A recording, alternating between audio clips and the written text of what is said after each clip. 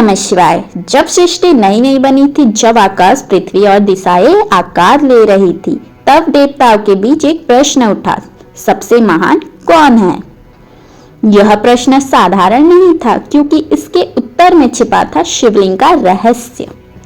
बहुत प्राचीन समय की बात है, जब सृष्टि नई नई बनी थी और देवताओं के बीच ज्ञान और शक्ति की चर्चा होती रहती थी। उस समय ब्रह्मा जी, जो सृष्टि के रचयिता थे, और भगवान विष्णु, जो संसार के पालन करता थे, एक दिन आपस में चर्चा करने लगे। धीरे धीरे चर्चा अहंकार में बदल गया। ब्रह्मा जी बोले, मैंने इस संसार की रचना की है, इसीलिए सबसे महान मैं हूँ। भगवान विष्णु शांत स्वरूप में बोले, रचना करना महान है, लेकिन उसे संभालना भी उतना ही महत्वपूर्ण है, इसीलिए श्रेष्ठ मैं हूँ।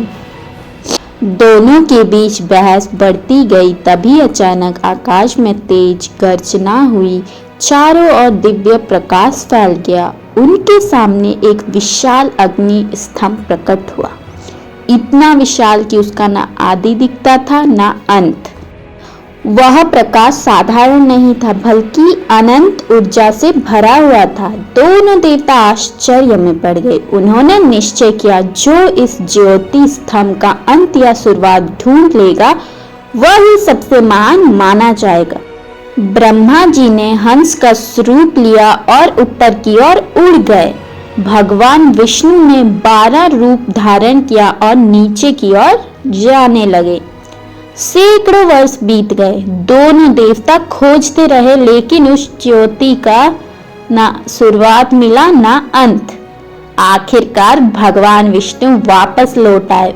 उन्होंने विनम्रता से स्वीकार किया, मैं इस दिव्य प्रकाश का अंत नहीं खोज पाया। लेकिन ब्रह्मा जी के मन में अहंकार आ गया। उन्होंने झूठ बोल दिया कि उन्हें अंत मिल गया है।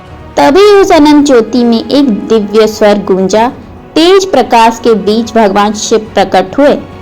उनका रूप इतना तेजस्वी था कि चारों दिशाएं प्रकाश में भगवान शिव बोले, यह ज्योति मेरा अनंत स्वरूप है, मैं ही सृष्टि का आदि। विष्णु जी ने तुरंत शिव जी को प्रणाम किया, लेकिन ब्रह्मा जी के झूठ से महादेव नाराज हो गए। उन्होंने कहा, अहंकार और असत्य से ज्ञान नहीं मिलता, सत्य और विनम्रता ही सच्ची महानता है।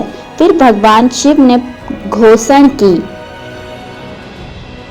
यह अनंत ज्योति आगे चलकर शिवलिंग के रूप में पूजी जाएगी। शिवलिंग मेरे निराकार स्वरूप का प्रतीक होगा, जो यह दर्शाएगा कि ईश्वर का कोई आदि या अंत नहीं। उस दिन से शिवलिंग भगवान शिव के अनंत रूप का प्रतीक बन गया। समय बीतता गया। ऋषि मुनियों ने शिवलिंग की पूजा शुरू की। शिवलिंग पर जल चढ़ाने की परंपरा शुरू हुई, क्योंकि जल मन को शांत और पवित्र करने का प्रतीक है। भक्त बेलपत्र चढ़ाने लगे, क्योंकि बेलपत्र भगवान शिव को अत्यंत प्रिय है। कहा जाता है कि शिवलिंग केवल पत्थर नहीं है, यह ब्रह्मांड की ऊर्जा का केंद्र है। यह सृष्टि, पालन और विनाश तीनों शक्तियों का प्रतीक है। धीरे धीरे शिवलिंग की पूजा पूरी दुनिया में फैल गई। भगवान शिव ने ये भी बताया कि जो व्यक्ति सच्चे मन से शिवलिंग की पूजा करेगा, उसके मन के विकार दूर होंगे और उसे शांति मिलेगी। आज भी शिव मंदिरों में भक्त अपनी मनोकामना नंदी के कान में कहते हैं, क्योंकि मान्यता है कि नंदी भगवान शिव तक भक्तों की बात पहुंचाते हैं। कथा की सीख, भगवान शिव अनंत हैं, उनका कोई आदि या अंत नहीं। अहंकार छोड़कर सत्य अपनाना ही सच्चा ज्ञान है। शिवलिंग ईश्वर की निराकार शक्ति का प्रतीक है।